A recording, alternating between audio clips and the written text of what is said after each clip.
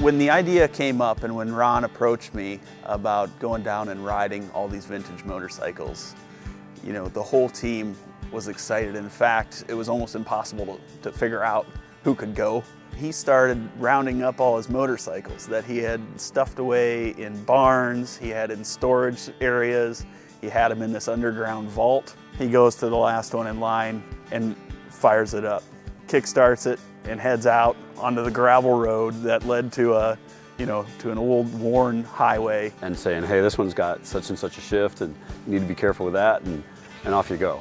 And then he'd go back in and he'd start another one. To me, it was like, these things are all priceless. Like, you can't scratch them, you can't touch them wrong, you can't do anything to harm them.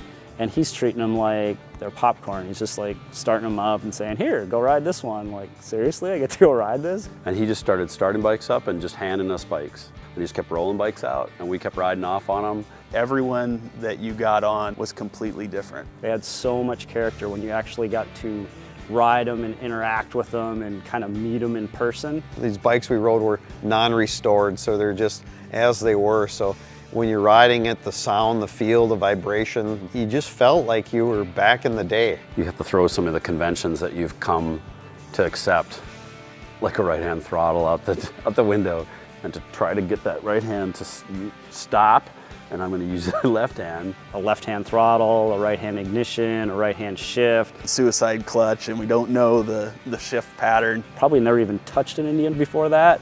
And then to get to ride one, this is so cool. One of the first impressions for me was to realize how low and how horizontal and how the seat was almost the same level as the tank. It was almost the same level as the triples, and how it felt like it wanted to just take off out from under you. Every part's whittled down.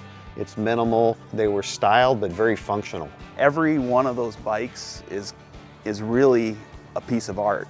You know, some of those design insights didn't come until I swung a leg over and started to, experience it and ride it. And there's so many things that happen to me when I get to interact and when I get to compare it and have those bookends of those other bikes around it. My knowledge went up another level about those engines and about what I wanted to do. All that changed so dramatically after we did that ride. The part that we want to carry forward with the new Indian motorcycles is really that feeling that you experience when you're riding the bike. If we don't get the engine right, it doesn't matter what else we do. The engine is the single most important thing in a bike. Because it's a motorcycle. You take the motor and you wrap the bike around it, and that's what a motorcycle is. I feel pretty confident that people are going to look at it and they're going to say, wow, I see why it's an Indian.